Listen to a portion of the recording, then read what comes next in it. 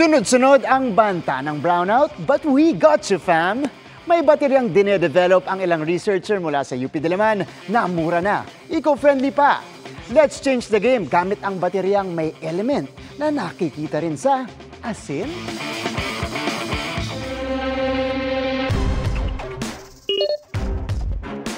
Para gumana ang electronics tulad ng cellphone, laptop at iba pang gadget, kailangan ng battery. At widely used ngayon ang lithium-ion battery. Pero may game-changing development ngayon sa battery world na mas mura, safe, at mas environment-friendly. Ito na nga raw ang future pagdating sa energy storage. Ang sodium-ion battery? Yes, from the same sodium ng asin. Widely accessible kasi ang supply ng sodium na makukuha sa tubig dagat, kumpara sa lithium na minimina sa bansang Argentina, Bolivia at Chile. Kaya mas mura ang paggawa at environment-friendly pa. Kaya naman the race is on pagdating sa research and development ng sodium-ion batteries. At dito sa UP Diliman, may research team na nakadevelop ng sodium-ion battery. Let's meet their lead, Dr. Joey D. Ocon. It could be cheaper because sodium is easily accessible. Yung mga metals din na pwede natin gamitin in sodium-ion batteries, hindi na tayo reliant on expensive metals.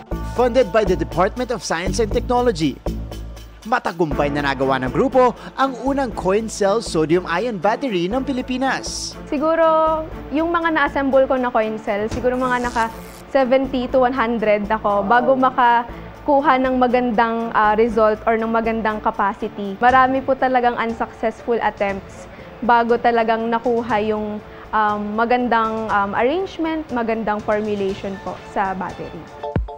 At ngayon, masusubukan natin bumuo nito. Dito po natin i-assemble yung battery natin sa glove box dahil sensitive po to moisture and air yung mga components natin.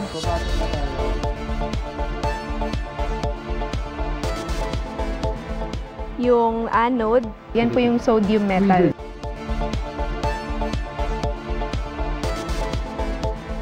Yan, meron na tayong sodium-ion battery. Okay. As we transition the world to renewable energy, key component dyan yung energy storage. In terms of actual na commercialization, I think we're the initial 10%. In the race for sustainable energy, sana magpatuloy pa ang suporta sa research and development dito sa bansa. Para sa GMA Integrated News, ako si Martin Javier. Changing the game! Pinangunahan ni Pangulong Bongbong Marcos ang unang phase ng programang magpapabilis ng internet connectivity sa bansa. Yan ang National Fiber Backbone Project ng DICT na inaasahang magbibigay ng 600 gigabits per second ng bandwidth. Sa ngayon, pakikinabangan ito ng 14 na probinsya sa Northern at Central Luzon, 2 national government data centers at 4 na economic zones. Mapapabilis din ito ang koneksyon sa halos 400 opisina ng gobyerno at makatutulong sa mahigit 700,000 individual. Iniakyat na po sa Court of Appeals ng Public Estates Tollway Corporation ang hiling nitong makuha ang kontrol sa Cavite Toll Expressway o Cavitex. Talo raw kasi ang gobyerno sa nakukuhang kita pagdating sa toll collection. Inalmahan yan ng kasalukuyang nangangasiwa rito na Cavite Infrastructure Corporation at nakatutok si Sandra Aguinaldo. Ang sabi ng Public Estates Tollway Corporation o PEA-TC, dapat nang ilipat sa gobyerno ang pangangasiwa at pangongolekta ng toll sa Cavitex o Cavite Toll Expressway. Noong 2021 pa raw kasi natapos ang Operation and Maintenance Agreement ng Cavite Infrastructure Corporation o CIC para dito. Dumulog na ang PEA-TC sa Court of Appeals para humingi ng writ of mandamus upang makuha ang kontrol sa expressway. Ano yung pinapamandamus? Na ibalik yung operation, management ng toll. Because it is expired and ang isang importanteng ingredient doon is the collection of the toll fees. Bakit? Kasi sa ngayon, pagka dumaan kayo, nag-RFID kayo doon, easy trip yun. O kanino easy trip? O di kanila din. No. Ngayon, sa bawat piso, 90 centavos kanila. Gis lang sa gobyerno. Ayon sa PEA-TC, base sa naunang kasunduan, 90-10 ang hatian sa kita sa toll, 90% sa pribado at 10% sa gobyerno. Kaya raw noong 2022, 22.9 billion pesos umano ang share sa toll collection ng CIC habang halos 2.3 billion pesos lang ang sa gobyerno. Hirit ni Inton, dapat raw 60-40 na ang hatian pabor sa gobyerno. Bakit sinasabing 60-40? Kasi na-comply na yung mga dapat i-comply. Bakit natin kailangan makuha to? Dahil luging-lugi na po Pilipinas. Ang CIC ay isang unit ng Metro Pacific Tollways Corporation o MPTC. Katwiran ng MPTC, bagamat expired na ang Operation and Maintenance Agreement ng CIC, umiiral pa naman daw ang operation and service contract nila sa Cavitex. Hindi rin daw tama na maging 60-40 pabor sa gobyerno ang hatian sa nakokolektang toll.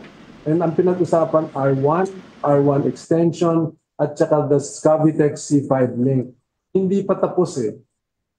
So hindi pa pwede i-shift sa 60-40. Nananatili raw ang alok nila na bilhin na lang ang share ng gobyerno sa Cavitex. 2.5 billion was the offer to buy out the residual interest. We have submitted offer 4 times in the past. The offer is to take over that, to buy that revenue share. Pero hindi payag dito ang PEA-TC. Buy out? Bakit hindi i-bid? Malay mo baka may nag-bid ng 50 billion, may nag-bid ng 100 billion. Kung talagang i-buy out nila, di singilin namin ng rental ng highway kasi hindi naman kasamang highway doon eh. Diba? Ang highway, more or less, mga 100 billion ang halaga noon eh. So kung mag-rent kami, di kayo mag-compute sa proper rental ng highway. Humarap din sa press conference ng PEA-TC ang ilang employees union leaders na nagpahayag ng suporta sa PEA-TC. Para sa GMA Integrated News, Sandra Aguinaldo, nakatutok, 24 oras. Kasunod ng pagpapaulan ng missile ng Iran sa Israel, Israel naman ang nagpakawala ng drone sa Iran. Pinagkakanda na ang mga Pilipino sa Israel kung lumala ang gulo na may epekto rin sa Pilipinas. Alamin sa pagtutok ni Rafi Tima.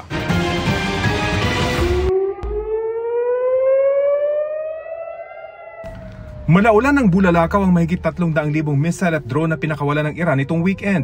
Oh, Diyos ko, ang dami! Oh my God! Na inabata ng mga fighter jet ng Israel. Ngayon, Israel naman ang umanigumanti at nagpakawala ng mga drone.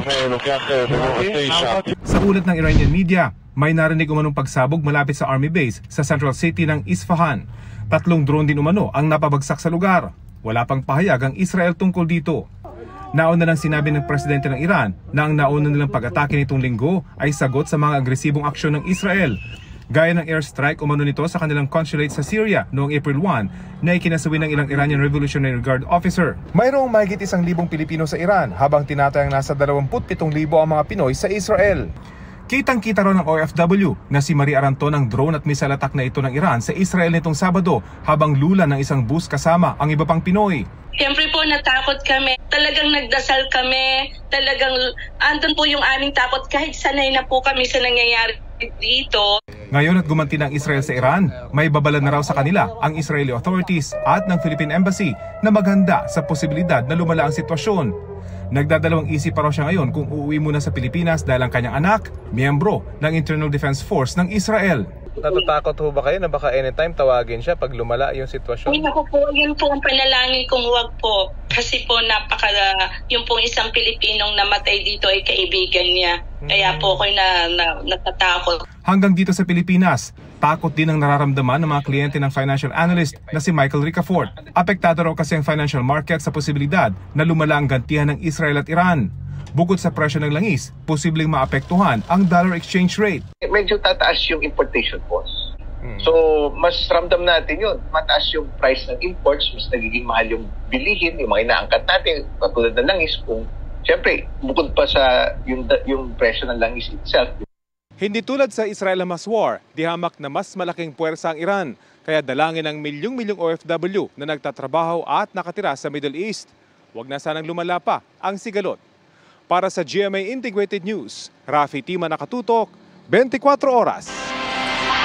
Back-to-back po ang panalong nasungkit ng University of the Philippines College of Law mula sa dalawang prestigyosong moot court competition abroad. Una riyan ang panalong nakuha ng UP Law sa 2024 Philip Jessup International Law Moot Court Competition nitong April 6 sa Washington, D.C. Noong April 30 naman, nangibabaw ang kanilang koponan sa Stetson Annual International Environmental Moot Court Competition sa Florida. Bukod po sa championship, itinanghal din bilang overall best oralist. Sa preliminary rounds, ang miyembrong si Miriam Misiano. Habang best oralist naman sa championship round, si Alia Dominic Yao. Back-to-back, so di ko alam kung may ibang university na nakaabot ng ganong victory na double world championships. So sobrang proud. All the competitors, meron silang dalang binder, dalang notes. Samantalang yung UP team, wala. They just walk to the podium and just talk.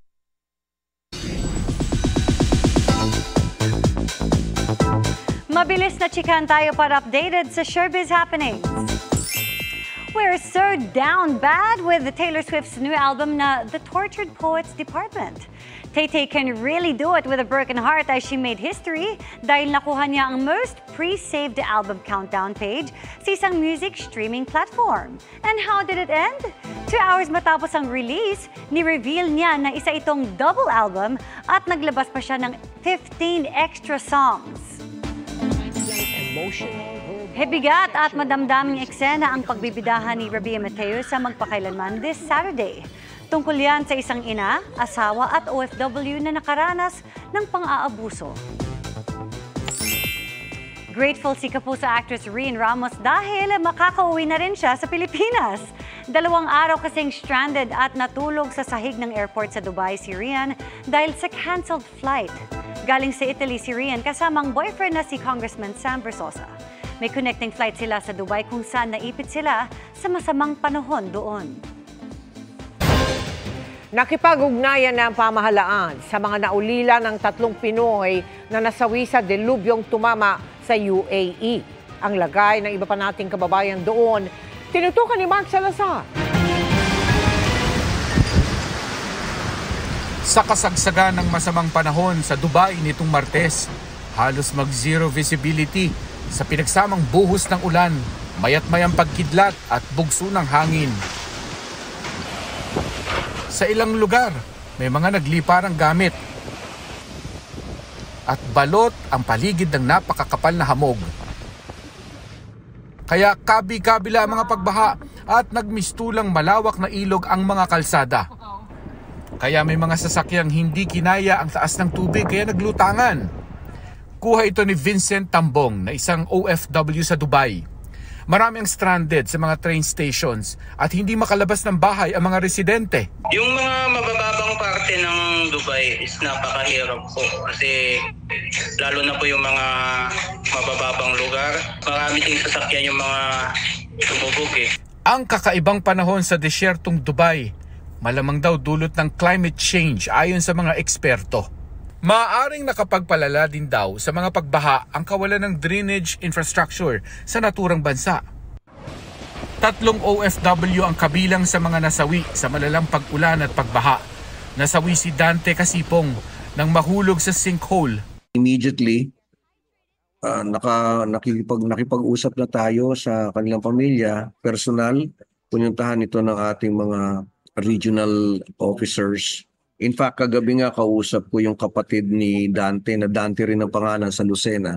All of the family members of itong mga OFWs natin na sa makabilang buhay. Umusok naman daw ang shuttle service ni na Jenny Gamboa at Marjorie Saking at nasuffocate sila. Ito inaayos na natin, hindi naman ito magtatagal. Hindi lang natin masabi specifically yung date. As soon as we get clearance sa mga necessary documentation and requirements, immediately maililipad natin yan. Maaraw na ngayon sa Dubai pero nagpapatuloy ang aberya ng pagbaha gaya sa Dubai International Airport. Humupa na ang ulan at ang baha, pero may ilang bahagi pa rin na mayroong tubig, ay around 650,000 ang OFWs. But yung in terms of yung affected, nagsasagawa ng relief goods operation distribution ngayon. Pero problema pa rin sa Dubai ang pagbabalik trabaho dahil mataas pa rin ang baha sa maraming kalsada at establishmento. Gaya ng restaurant na ito na lubog pa rin sa baha. Mula nung Tuesday, wala po kaming tubig. And kagabi po, nawala na po kami ng kuryente. Lahat ito, tinaha ko itong mga baha na to para lang talaga makaligo. At nakaligo po ako sa kanila. Handa raw ang OWA magpa-repatriate ng gustong umuwi dito pero wala naman daw nagpapasabing gusto nilang umuwi sa Pilipinas. Para sa GMA Integrated News, Mark Salazar, nakatutok 24 oras.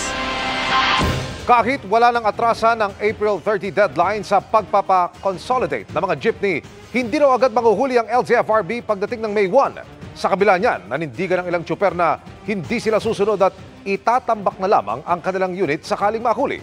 Nakatutok si Darlene Kai.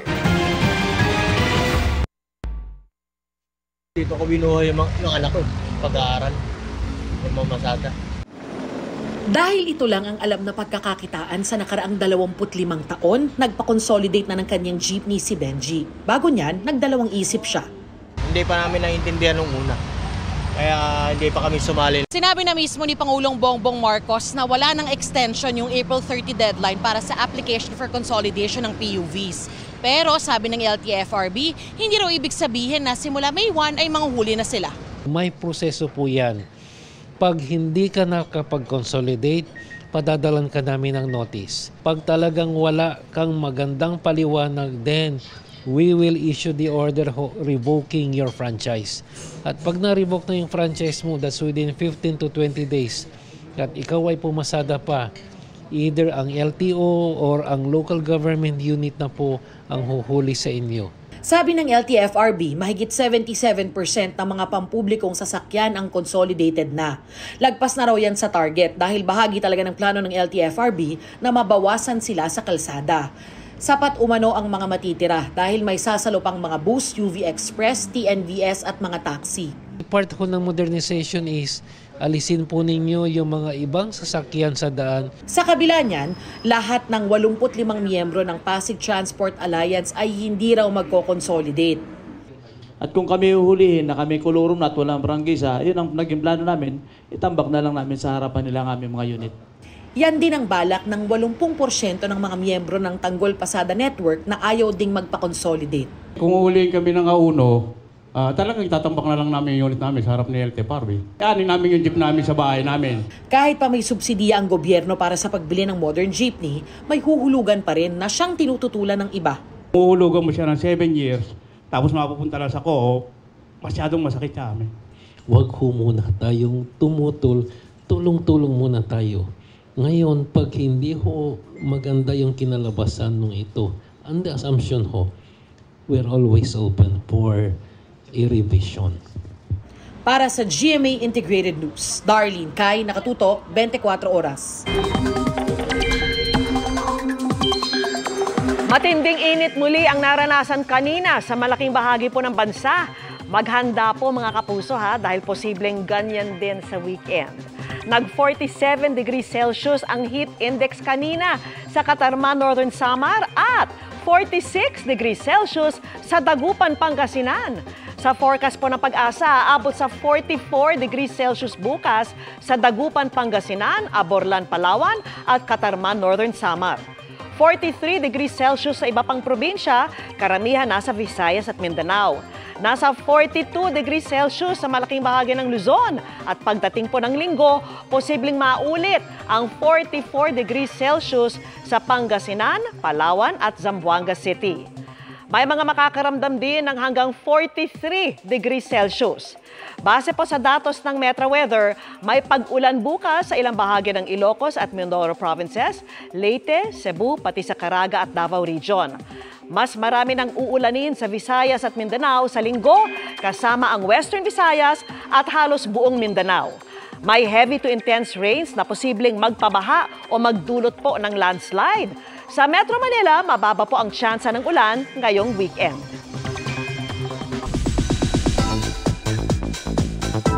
One supportive family ang Sparkle para sa stars nitong nasa Rent musical na sina Anthony Rosaldo, Thea Astley at Garrett Bolden. Ano kaya ang komento ng iba pang Sparkle artist sa kanilang performance? Makichika kay Lars Santiago. At mayakap ka ng mula sa All Out Sunday stage.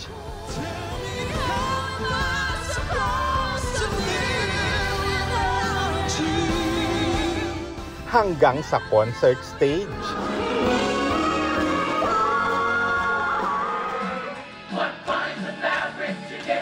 Ngayon, bumibida na rin sa teatro ang Kapuso Singers at The Clash alumni na sina Anthony Rosaldo, Thea Astley at Garrett Bolden.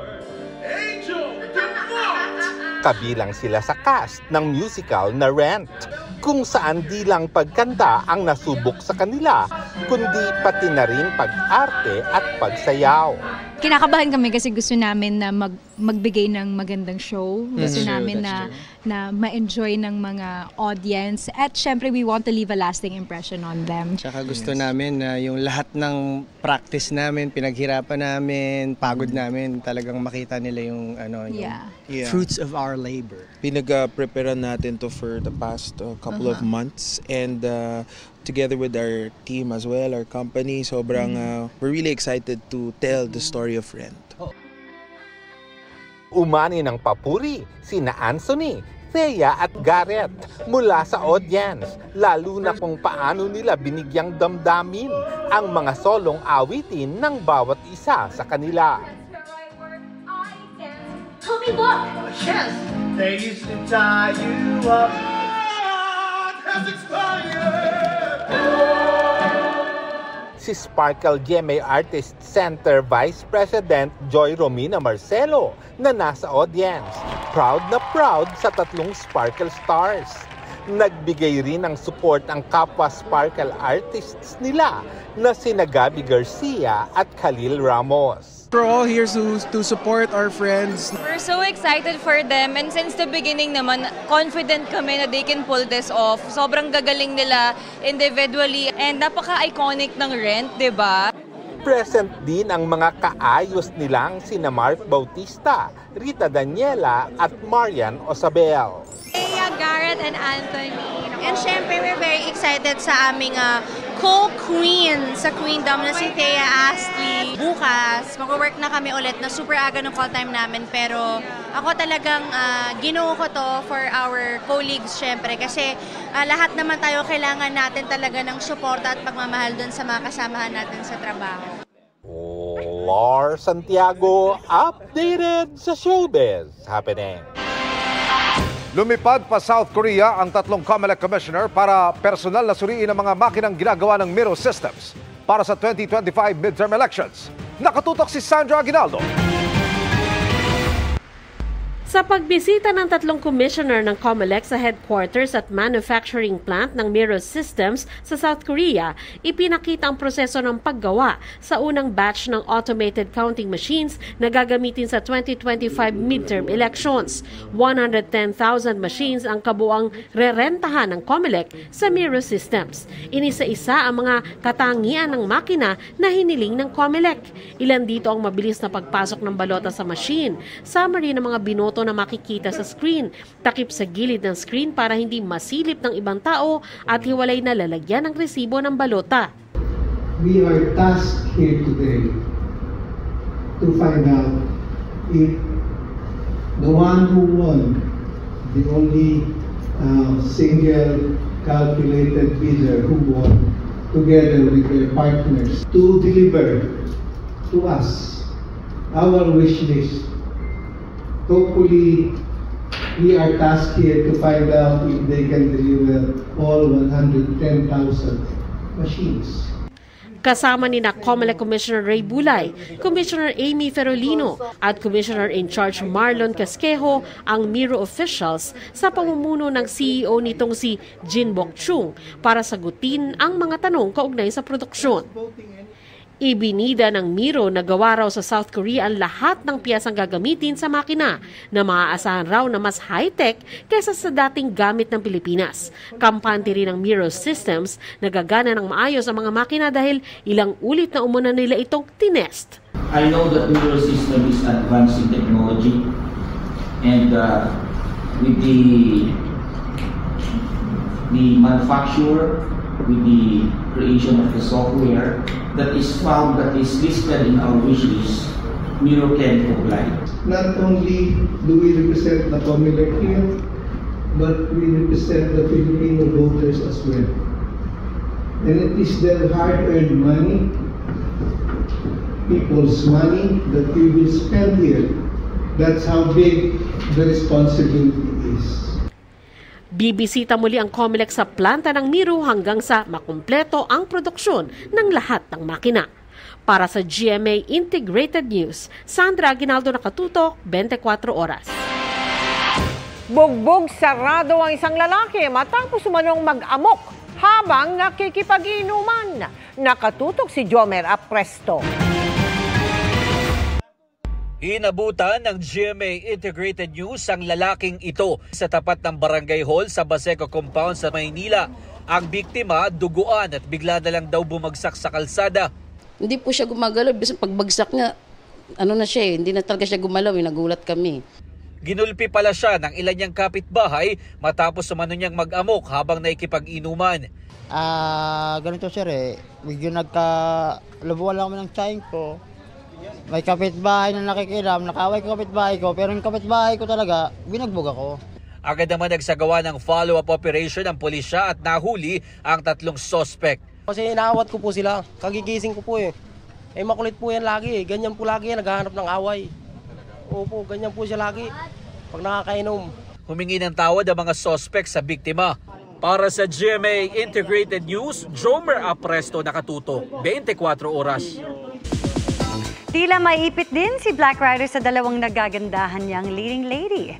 May sizzling tapatan kasi ng sexy and fit bodies sina Yazzie Pressman at Viva Max A-lister Angelique Can. Makichika kay Nelson Canlas. Naiintindihan niyo! Ang mainit na ngang panahon, sinabayan pa ng nakaka-high blood na action scenes sa GMA Prime series na Black Rider. Dagdagan pa ng sizzling tapatan ni Nabane, played by Yazzie Pressman, at ni Nympha, played by Viva Max A-lister Angelique Can. Sa isang eksena sa tabi ng swimming pool, magpapatalbugan si Nabane na i-flex ang kanyang sexy figure at si Nympha na newest addition to the series. Kagabi, natunghayan na ang di inaasahang pagkikita ni Nympha at Elias, played by Ruru Madrid, sa ilog. Aray! Ow! Pero ang di magandang pagkikita, masama na ang magnakaw. Yan pa ang pinili ng nakawin. Tila mapapalitan ng isang nakakakilig na eksena. Elias, hindi ako matatakot basta nandyan ka. Sige na, umuwi tayo.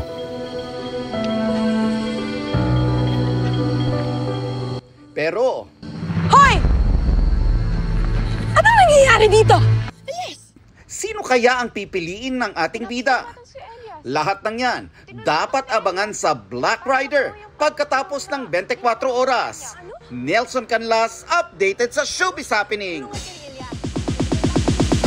And that ends our week-long chikahan. Ako po si Arellano. Happy weekend mga kapuso! Miss Mel, Miss Vicky, Emil. At Biyernes na nga pala kaya ganyan si Iya. Thank you, Iya. At yan ang mga balita ngayong Biyernes. Ako po si Mel Tiangco. Ako naman po si Vicky Morales para sa mas malaking misyon. Para sa mas malawak na paglilingkod sa bayan. Ako po si Emil Sumangil. Mula sa GMA Integrated News, ang News Authority ng Pilipino. Nakatuto kami, 24 oras.